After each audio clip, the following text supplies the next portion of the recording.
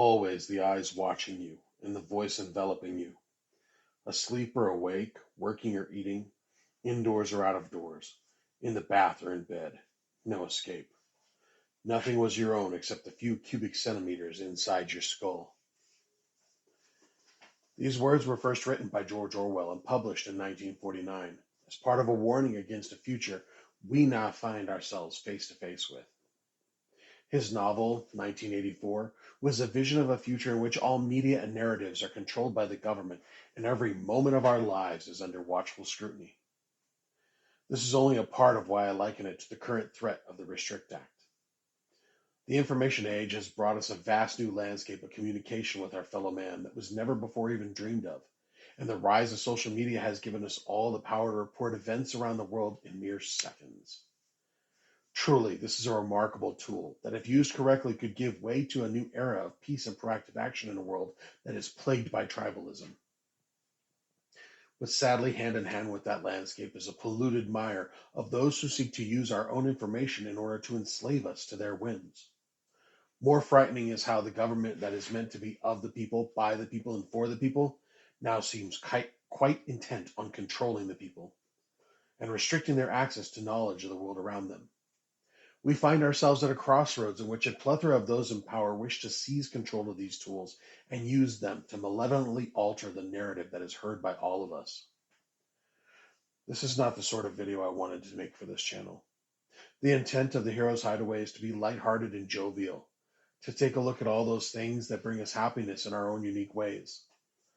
Sadly, certain events happening now in the government of the US dictate that I need to use my platform, however small it may be, in order to elicit the help of anyone and everyone watching in order to try to prevent the catastrophe that is on our doorstep.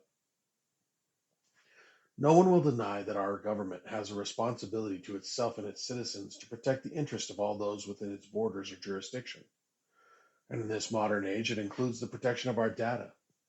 But when does the cost of this protection come at too high of a price?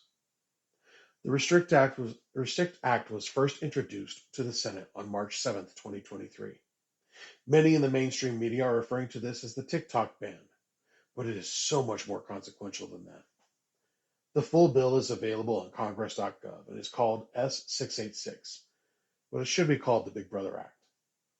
I've read it through, and what it does is it gives the Secretary of Commerce, an appointed official, the power to deem any platform that utilizes the internet and has more than 1 million users as a threat to our national security. They can then make a recommendation to the President of the United States, who is then empowered to take action against that platform. This alone is a frightening amount of power to give to one or two individuals, and if recent history is any indication, the power to silence an entire platform by one individual would eventually be abused. But it's not only limited to social media platforms. Due to the vagueness of the bill, it could be used for the government to have access to the systems of video doorbell services like Ring. CoinCenter.org interprets the vague language of the bill as having the potential to be used to block or disrupt cryptocurrency transactions and, in extreme cases, block Americans' access to open source tools or protocols like Bitcoin.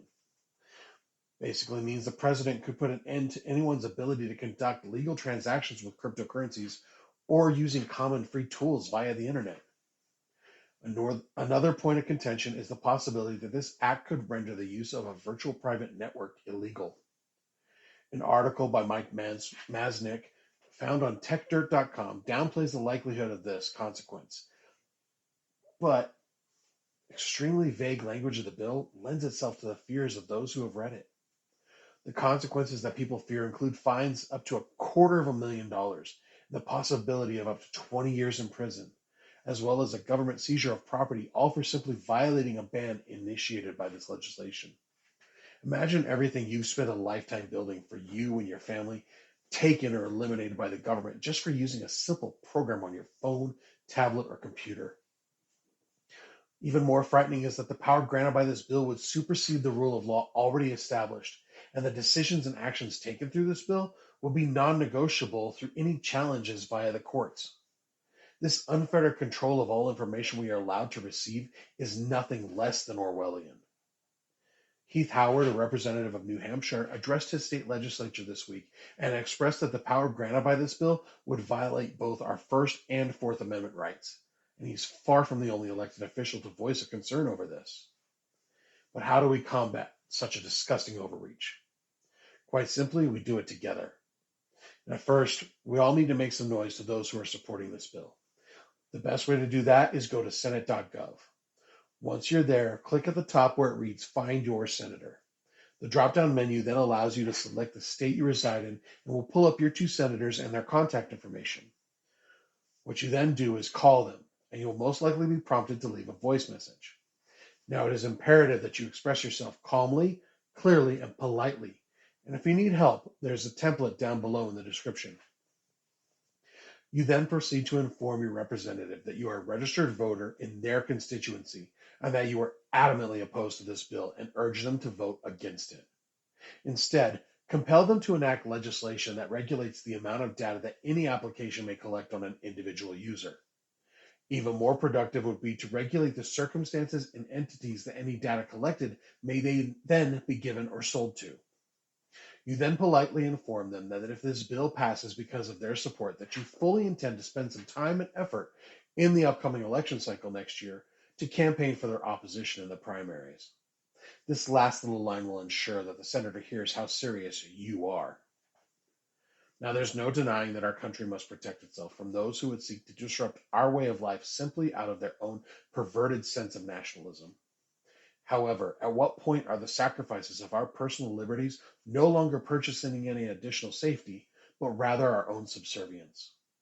I hope that anyone watching will stand with me on this, that we can seize this opportunity and be our own heroes, much like the ones that this channel is intended to celebrate.